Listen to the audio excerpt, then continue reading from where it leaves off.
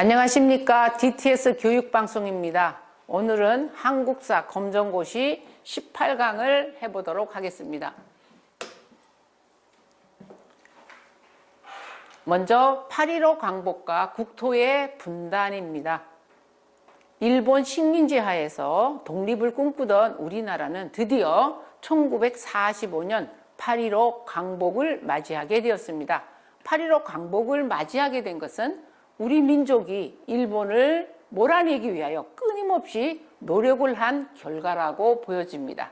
또한 2차 세계대전에서 연합국이 승리하면서 우리나라가 독립을 얻을 수 있었습니다. 국제사회는 우리나라의 독립을 약속하기 위하여 회의를 하였는데요.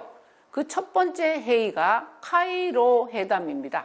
카이로 회담에서 우리나라의 독립을 약속했고, 카이로 회담을 다시 한번 확인해 준 것이 포츠담 회담입니다. 자, 8.15 광복을 맞고 난 다음에 우리나라에 남아있는 일본 군인들을 무장 해제를 하기 위하여 미국과 소련이 38도선을 설정을 하게 됩니다. 38도선을 긋고 일본군을 몰아내기 위하여 북쪽에는 소련이 책임을 지고 남쪽에서는 미국이 일본군을 몰아내기 위하여 미국과 소련이 우리나라에 들어오게 되었습니다.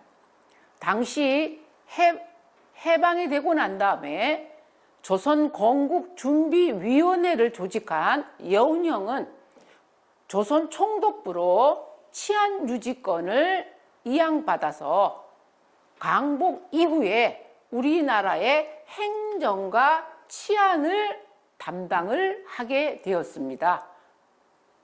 그리고 조선건국준비위원회는 조선인민공화국을 선포하게 되었습니다.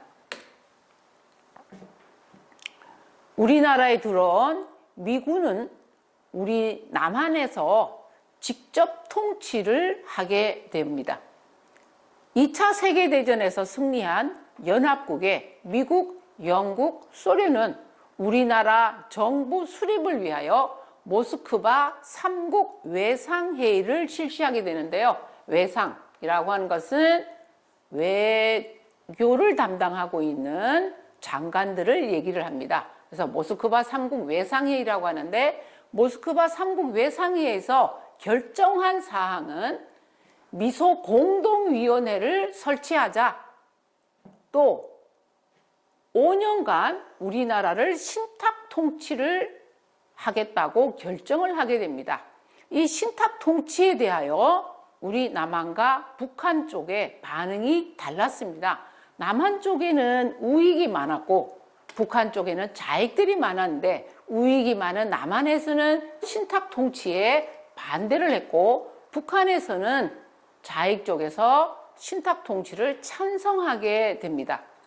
또한 모스크바 3국 외상회의에서 미소 공동위원회를 설치하기로 결정을 하고, 우리나라에 미소 공동위원회가 만들어졌고, 미소 공동위원회가 2차례나 열렸지만 미소 공동위원회는 2번 다 결렬되고 말았습니다. 자, 이렇게 우리나라 문제가 난항을 거듭하자 우리나라 문제를 유엔에서 결정을 하게 하자 하여 우리나라 문제를 유엔에다가 올리게 됩니다.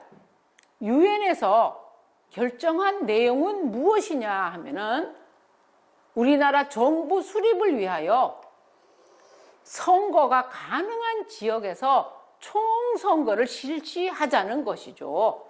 당시 북한 쪽에서는 유엔에서 선거를 하기 위한 사람들이 들어오는 것을 반대를 하였어요. 그래서 북한 지역에는 들어갈 수가 없었고, 유엔에서 선거가 가능한 지역에서만 총선거를 실시하라고 하는 결정을 내리게 됩니다.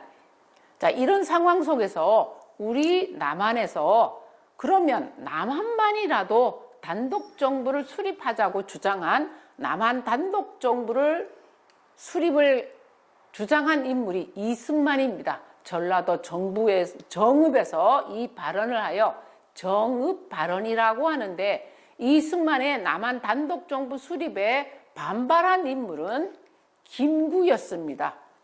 또한 좌우합작운동도 있었는데요. 좌우합작운동은 여운형과 김규식이 좌우합작운동을 벌였지만 여운형이 피살되면서 좌우합작운동도 실패로 끝나게 되었습니다. 김구와 김규식은 남한만의 단독정부 수립은 우리나라의 분열, 통일정부를 만들 수 없기 때문에 북한의 김일성을 만나게 됩니다. 이를 두고 남북협상이라고 합니다. 자, 물론 이 남북협상도 실패로 끝나게 되었습니다. 자, 이렇게 우리나라의 국내 상황이 아주 혼란했는데요. 당시에 우리나라의 혼란한 사회상을 알려주는 사건이 제주도 4.3 사건, 여수 순천 11구 사건이 발생을 하였습니다. 자, 대한민국 정부의 수립입니다.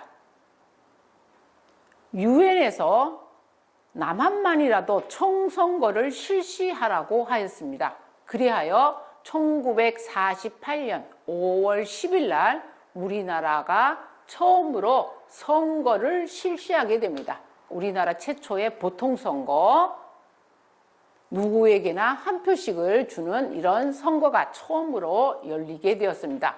이 50총선거에서 재헌 국회의원을 선출하였어요. 헌법을 만드는 국회의원을 선출하고 이 재헌 국회의원들은 헌법을 만들어서 7월 17일 날 헌법을 공포하였습니다.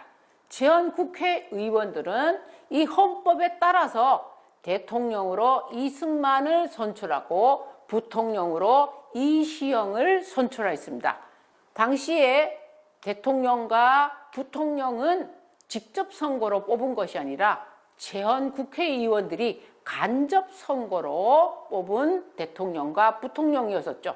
이리하여 유엔 결정에 따라서 대한민국 정부가 수립이 되었습니다. 그래서 1948년 8월 15일 대한민국 정부가 수립이 되었습니다. 자, 그러면 대한민국 정부를 수립한 우리나라의 자유당 정권, 이승만 정권이죠. 이승만 정권은 어떤 활동을 하였느냐? 먼저 친일파 청산 작업을 합니다. 친일파를 청산하기 위하여 반민족 행위 처벌법을 만들었습니다. 반민족 행위 처벌법을 만들어서 친일파를 청산하겠다고 했고, 이를 위하여 반민족 행위 특별위원회를 만들어서 이를 반민특위라고 하는데, 이 반민특위가 친일파 청산에 실패를 하게 됩니다. 그래하여 반민특위가 해체가 되었고요. 또 자유당 정부는 남한에서 농지개혁을 하게 됩니다. 남한의 농지개혁의 방법은 유상매수와 유상분배였습니다. 자작농, 즉 농민들이 자기 땅을 가지고 농사 짓도록 하겠다는 얘기입니다. 그래서 정부에서 농토를 사서 원하는 농민들한테 농토를 갖다가 돈을 받고 파는 이러한 유상매수, 유상분배 방식으로 남한에서 농지개혁이 이루어지게 됩니다. 자, 이렇게 자유당 정부가 농지개혁과 친일파 청산을 위한 노력을 하고 있는 상황 속에서 북한에서는 전쟁 준비가 계속되고 있었습니다. 결국에는 6.25 전쟁이 일어나게 됐는데요. 자, 이 6.25 전쟁이 일어나게 된 배경을 보면 앞서 우리가 알아봤던 우리나라 국내 상황은 사회가 혼란했고요. 당시 미국의 국방부 장관 애치슨이라는 인물이 우리나라와 타이완을 극동방위선에서 우리나라와 타이완을 안전하다고 제외를 시켜버립니다. 그리고서 미군이 우리나라에서 철수를 하게 됩니다. 이런 상황 속에서 북한은 소련과 비밀 협정을 체결하고 남침 준비를 하게 됩니다. 이리하여 1950년 6월 25일 새벽에 북한은 기습 남침을 하였습니다. 자, 북한의 기습 남침에 우리 남한은 부산으로 정부를 이양하게 되고 우리나라가 정말 어려운 상황에 처하자 유엔군이 참전하고 유엔군은 국군과 함께 인천 상륙작전으로 위기를 모면하게 됩니다. 자, 우리가 38선 북쪽으로 올라갈 즈음에 중국군이 개입을 하게 됩니다. 그래서 전쟁이 남한과 북한의 치열한 공방전이 있게 되고 결국에는 1953년 휴전이 체결되어서 지금까지 휴전 상태에 있게 됩니다. 자, 이러한 6.25 전쟁은 남북한에 엄청난 피해와 영향을 주게 되었습니다. 인명피해, 이산가족 발생, 전쟁 고화가 발생하고 또한 국토 분단이 고착화되어서 지금까지 우리나라가 남한과 북한으로 분단이 되어 있고요. 물적 피해와 국토 황폐화가 이루어졌습니다.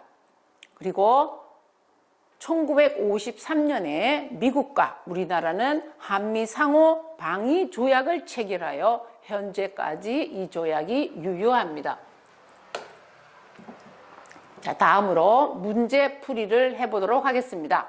밑줄 친 그에 해당하는 인물은 누구냐? 그는 대한민국 임시정부의 주석을 역임하였으며 강복 후 남한만의 단독 정부 수립에 반대하고 남북 협상을 추진하였다라고 했는데, 자, 인물은 김구와 김규식이었습니다. 그래서 정답은 1번 김구이죠. 자, 2번 다음 설명에 해당하는 것은 1945년 12월에 제2차 세계대전의 전후 처리 문제를 해결하기 위한 협의가 열렸다. 이 결과 한반도에 민주주의 임시정부를 수립하고 이를 지원할 미소공동위원회를 설치하며 최고 5년간 미영중소의 신탁 통치를 실시한다는 결정안이 채택되었다. 자, 이 결정안이 어떤 회의에서 결정이 된 것이냐 했는데요. 바로 모스크바 3국 외상회의의 내용이었죠. 3. 다음 네모에 들어갈 기간은 제헌국회는 강복 이후 친일파 청산이라는 국민의 열망에 따라 무엇을 설치하였다. 그러나 방공우선의 정책을 추진하던 이승만 정부의 비협조로 친일파 청산이 제대로 이루어지지 못하였다고 했는데 이승만 정부는 반민족 행위 처벌법을 만들었습니다. 자, 이것을 추진하기 위하여, 이 법을 추진하기 위하여 만들었던 기구는 반민족 행위 특별조사위원회. 자, 4번이죠. 자, 4번 6.25 전쟁에 대한 설명으로 바르지 못한 것은 북한군의 기습 남침으로 시작되었다. 2번 국군과 유엔군은 인천 상륙작전에 성공하였다. 3번 중국군과 소련군은 개입하지 않고 중립을 지켰다. 자, 3번 틀렸죠. 자, 중국군이 6.25 전쟁에 참전하였고 또 북한을 도와준 소련군이 있었습니다. 3번 정답입니다. 4번 수많은 사상자와 전쟁고와 이산 가족이 생겼다. 이상으로 한국사 18강을 마치도록 하겠습니다.